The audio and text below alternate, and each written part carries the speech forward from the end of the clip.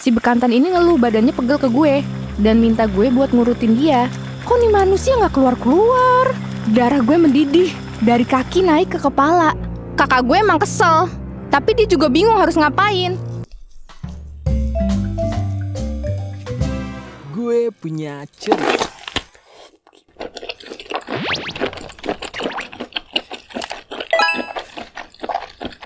Video ini akan mengandung konten tentang pengalaman kekerasan seksual dan isu kesehatan mental yang dapat memicu trauma atau respon emosional tertentu. Tidak disarankan untuk anak-anak atau individu di bawah umur. Harap tonton dengan tanggung jawab pribadi. Hai penonton setia GPC, kenalin gue Lianti. Kali ini gue pengen cerita sesuatu yang sampai sekarang masih bikin gue ngerasa nggak aman, ngerasa jijik, ngerasa harga diri gue jatuh sejatuh-jatuhnya. Awalnya, kakak cewek gue nginep di rumah selama semingguan. Padahal dia udah punya suami. Kayaknya sih dia lagi ribut. Ya gue sih nggak berani banyak nanya ya. Setelah seminggu kakak gue nginep di rumah, suaminya datang mau jemput istrinya. Sebut aja kakak ipar gue ini bekantan. Sorry ya, karena memang nggak ada nama yang lebih cocok buat bajingan cupu kayak dia. Pas dia jemput kakak gue tetap nggak mau pulang ke rumahnya. Akhirnya, si bekantan ini ikutan nginep juga sehari. Besok paginya, mereka nggak pulang, masih di rumah ortu gue.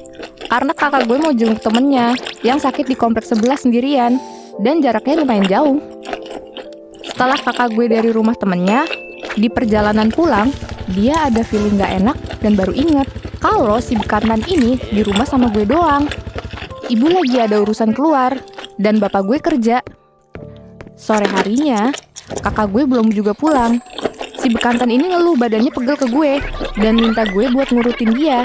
Tapi di kamar. Katanya malu kalau di ruang tamu. Lah, padahal kan gak ada orang. Malu sama siapa, kocak? Jujur, awalnya gue gak mau. Tapi di satu sisi gue takut. Kalau gue gak nurut, masalahnya jadi panjang. Toh, cuma pijit aja pikir gue. Udah tuh, selesai gue pijitin dia, gak lama kakak gue datang. Dia agak shock ngeliat kita berduaan. Mana si bekantan ini telanjang dada, karena habis diurutin. Kakak gue langsung ngajak pulang ke rumahnya. Si bekantan ini gak mau pulang dong. Alasannya sakit perut. Jadi pengen bermalam lagi di sini untuk malam ini. Terus sama kakak gue dikasih lah obat sakit perut. Dan tetep si bekantan itu masih ngeluh sakit. Bener-bener kayak nyari berbagai alasan buat stay di rumah gue. Awalnya sih mikir positif. Toh masih ada kakak gue ini kan.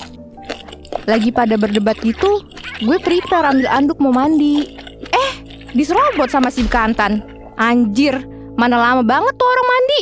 Gue tungguin dah tuh 15 menit, 30 menit. Kok nih manusia gak keluar-keluar? Gue rasa lagi berubah jadi keong apa bagaimana nih orang. Ada kali tuh orang sejam di kamar mandi doang. Tadinya gue mau nanya ke kakak gue, kok suaminya mandinya lama banget? Soalnya gue juga mau mandi juga kali. Udah gerah banget ini. Tapi gak jadi. Mungkin dia lagi berak pikir gue. Nah, setelah dia keluar, kakak gue nyerobot ke kamar mandi. Udah beres kakak gue mandi, abis itu gue lanjut mau mandi. Digedor-gedor dong sama si bekantan liar itu. Ya gue diemin aja. Makin kenceng tuh gue liat-liat gedorannya. Kayak petugas Satpol PP aja. Katanya, sini HP-nya, kasih lewat lubang ventilasi bawah aja, buruan. Lah, apaan sih ini orang?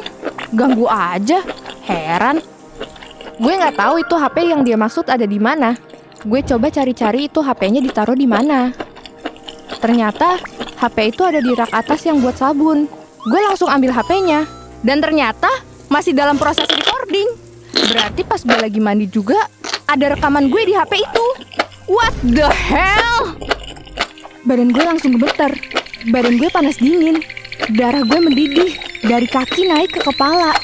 Itu ruangan sakral gue anjir. Tempat di mana gue nggak bakal pakai baju. Tempat privasi gue dibongkar. Sakit banget tuh orang. Gue ngerasa jadi objek fantasi dia.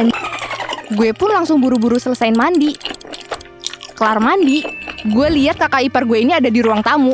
Dengan emosi yang menggebu-gebu, langsung gue tonjok lah tuh orang. Kepala, muka, sama perutnya sampai tangan gue bengkak. Sementara HP-nya masih gue umpetin. Pas adegan tonjok itu, dateng Ua dan kakak gue dari luar. Kaget lah dia. Lihat gue tonjokin suaminya ini. Ua gue bilang, Neng, ada apa nih? Terus kakak gue nyautin, iya, ada apa sih? Gue jelasin lah kejadian tadi. Bener-bener kakak ipar gue ini kurang ajarnya kebangetan. Kalau di situ ada truk sampah, gue hantam sekalian sih. Tonjokan demi tonjokan gue lepasin. Bukan karena berani, tapi gue ngerasa harga diri gue dilindes. Bukan diinjek lagi kalau udah begini. Kita pun berantem dah tuh bertiga. Muncullah kakek gue yang gak tahu apa-apa ini. Coba misahin si bekantan dari hantaman maut gue dan uak gue. Kakak gue cuma bisa nangis aja duduk di sofa. Gue tanya apa tujuan dia rekam itu. Dia nyautin, ya mau lihat lah.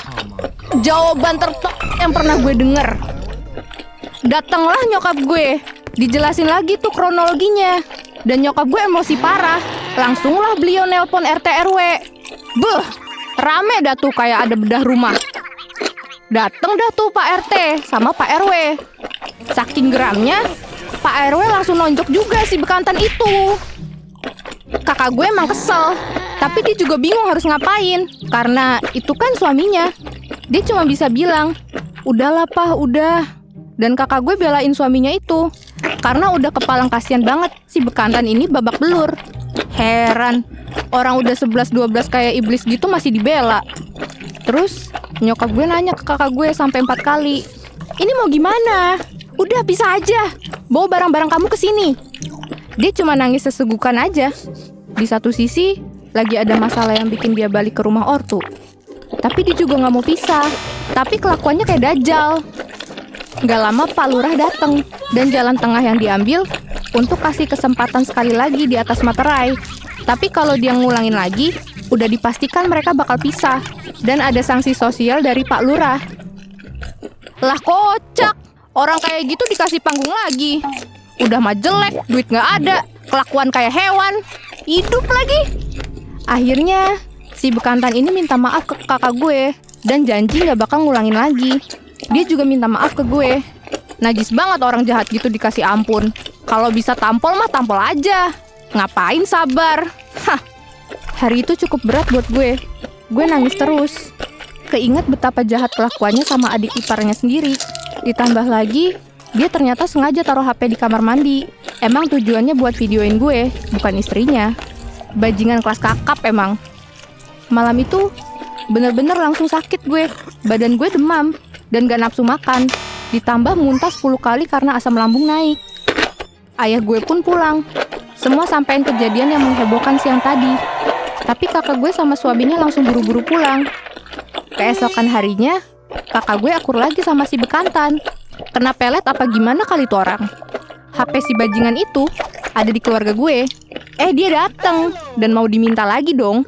Katanya mau dijual HP-nya. Karena dia emang jual HP second gitu. Tapi tetap aja gak ada hasilnya. Gak bisa ngasih duit ke istri.